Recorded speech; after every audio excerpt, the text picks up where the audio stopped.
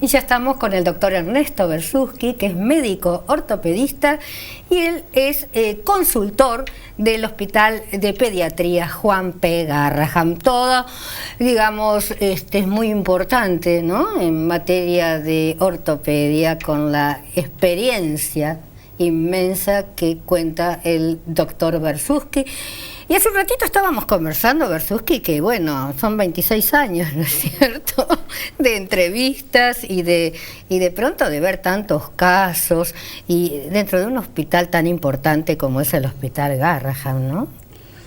Y sí, el hospital es el primer hospital que ha tenido separados los servicios de columna y de ortopedia en el país. Ajá. Y fue inaugurado en el 1987, o sea, sí, en el 87, o sea que ya tiene 28 años. Uh-huh. Y hemos participado, sí, de la inauguración. Yo recuerdo cuando caminé en el hospital con el doctor Alfonsín, que fue a inaugurar el hospital, y bueno, yo justo fui designado para acompañarlo, y para mí fue una experiencia, nunca tuve un presidente tan cerca. Claro. Y el hospital, bueno, a partir de ahí, como todo el mundo sabe, es un baluarte de la salud pediátrica en la Argentina. Es uno de los hospitales más importantes, no solamente de América Latina, sino de toda América. Es un hospital muy reconocido en el exterior. Llevar la chapa del Hospital Garrahan es importante, todo el mundo lo conoce afuera. Exacto. Yo recuerdo que yo empecé en el Garrahan en el año, 2 años después, ¿no? Y estaba el doctor Freire, sí, de director, y me dijo: Ana María, ¿vos te animás a hacer un programa semanal? No, perdón, mensual desde el hospital, o cada 2 o 3 meses. Digo: no, doctor. Y dice: ¿cómo que no? No, un programa semanal vamos a hacer. Y así empecé en el Garrahan, que estuve 10 años, y realmente creo que hasta yo aprendí a querer, ¿no es cierto?, a la medicina, porque yo decía, en este hospital, cómo hablan de los pacientitos y cómo se entregan, ¿no es cierto?, y cómo contenían a las madres. Y en uno de los programas yo invité a los arquitectos, ¿no?, que habían trabajado en un hospital tan grande, y yo le digo: ay, es un elefante, por favor no diga eso, porque decían que iba a ser el elefante blanco y que nadie, o sea, porque hay que caminar mucho, hay que recorrer ese hospital. Sí. Desde donde uno entra y donde están los vestuarios del personal, hasta mi despacho hay 250 metros.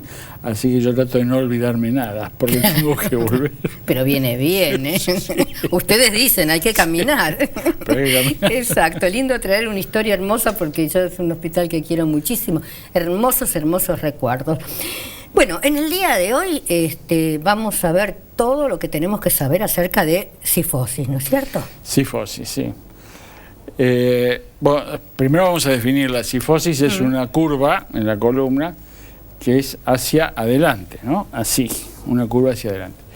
Que hay una cifosis normal, que es la cifosis torácica, que, o sea, la espalda en su porción torácica tiene una curva que mira hacia adelante, que es fisiológica, que es muy importante tenerla. Si las espaldas que tienen la espalda totalmente plana tienen menor capacidad respiratoria que las espaldas que son ligeramente redondas. O sea, hay una cifosis normal. Nosotros las medimos a la cifosis, como se miden también las escoliosis, y más o menos una cifosis normal, dentro de lo que es nuestra medición, tiene que tener entre 25 a 45 grados. Algunos dicen desde 30 a 45, o sea que menos de 30, que sería una espalda plana, es patológica. Es tan patológica como tener una espalda muy encorvada. O sea que en el organismo está todo balanceado, ¿no? Todo tiene su porqué. Lo que se llama el plano sagital, o sea, cuando nosotros vemos el cuerpo de perfil, como está en este gráfico, tiene que ser un perfecto balance entre las 3 curvas de la espalda, o sea, la lordosis cervical, la cifosis torácica y la lordosis lumbar. Las 3 curvas tienen que estar en perfecta armonía. Eso porque es el único animal, el ser humano, que tiene estas curvas fisiológicas, porque es el único animal que tiene realmente una posición bípeda. Se puso de pie. Sí, y que fue no poco esfuerzo, llevó millones de años que un mono se ponga de pie, y mejor dicho, no un mono sino un homínido, se ponga de pie de forma totalmente erecta, y esto no pudo hacerse sin transformaciones de la columna, ¿no? ¿Y qué pasa cuando bueno, esto no sucede? Bueno, la patología de esto es que tenga, como acá recién se mostraban en las imágenes, que la curva, la cifosis, sea mayor de lo normal.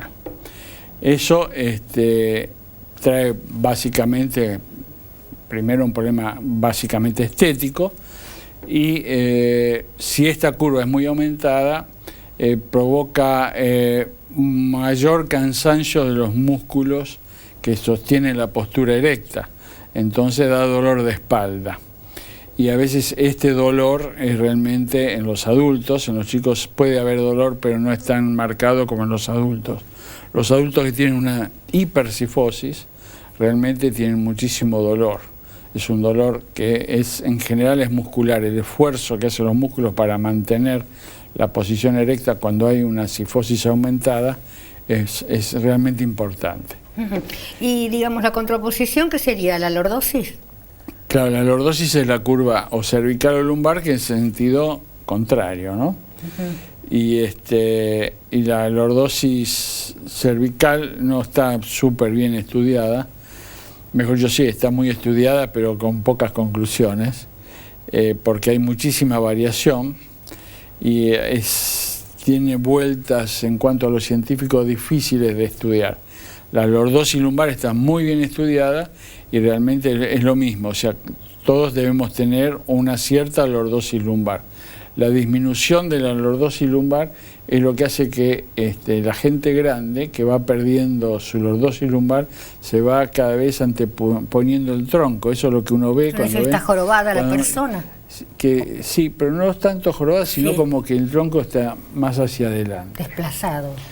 Y eso también provoca muchísimos problemas. O sea, cada vez que la columna pierde su balance mirándola de perfil, trae muchos problemas, básicamente dolor.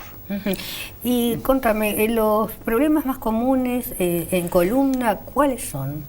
En función de este plano, digamos, de ver a la columna de perfil, la cifosis torácica aumentada es lo más común. Hay diferencias de criterio en cuanto a si comienza siendo una mala postura o se exterioriza como si fuera una mala postura. Pero lo que pasa es que en un principio, en los chicos que tienen una hipercifosis, esta curva es elástica. Entonces puede corregir mediante el esfuerzo muscular, a diferencia de una escoliosis que no la puede corregir. Entonces hay descritos algunos ejercicios o algunas técnicas de gimnasias especiales para este tipo de pacientes que tienen una cifosis aumentada pero con la curva elástica.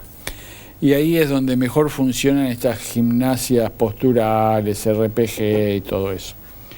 En cambio, digamos, en las escoliosis estas gimnasias no funcionan, pero sí en la cifosis. Y de hecho es una muy buena indicación un chico con una cierta cifosis, mandarlo a hacer gimnasia. Inclusive, yo siempre digo que la postura es una forma más de la expresión que uno tiene de su propio cuerpo, ¿no? Entonces ahí por ahí tiene alguna relación inclusive con el carácter y la personalidad del chico. Claro, y más el adolescente si quizás se pone... Sí, la postura y la cifosis, realmente ahí los límites son muy difusos, ¿no? No se sabe cuándo empieza uno y cuándo empieza el otro. Pero hay cifosis que son muy graves, que son ampliamente progresivas y llegan a valores angulares terribles. Ellas son quirúrgicas, hay otras que pueden ser tratadas con un corsé. El corsé es más exitoso en la cifosis que en las escoliosis. En la cifosis el corsé puede mejorar, en la escoliosis es raro que mejore la curva. Pero y además tiene alguna ventaja, que se puede usar menos tiempo por día. En cambio el corsé en una escoliosis requiere un mayor uso. Uh-huh. Y por ejemplo, vos hablabas, y yo recuerdo, estaba recordando, ¿no?, la postura de muchas chicas adolescentes que, o sea, con mucho gusto, que se inclinan hacia adelante quizá por vergüenza, y eso puede de pronto ser perjudicial. Es perjudicial. O sea, yo estoy totalmente convencido que no todas las cifosis empiezan con malas posturas, pero hay muchas de ellas que empiezan con mala postura. O sea, yo llamo mala postura a un aumento de la cifosis, ¿eh? Uh-huh. Y eso en algún momento se estructura, en algún momento se pone rígida, y en el momento que se puso rígida esa curva, que ya no es más elástica como cuando era más joven, es cuando empieza a doler, a traer problemas y todo eso. Bien, y con respecto a la tecnología, el hecho de estar mucho tiempo mal sentado frente a la computadora o con el telefonito, ¿no?, que en todos lados uno ve a la gente encorvada, ¿esto puede llegar a ser perjudicial o no? Puede ser perjudicial. Cada vez que hay una mala postura puede terminar en un problema, en principio dolores musculares. Uh-huh. Y después que esta cifosis también se estructure, o sea, se ponga más rígida. Uh-huh. Lo que yo recomiendo es que a los que están todo el día con la computadora, levantar el monitor, para que no trabajen así, sino que trabajen así. Perfecto.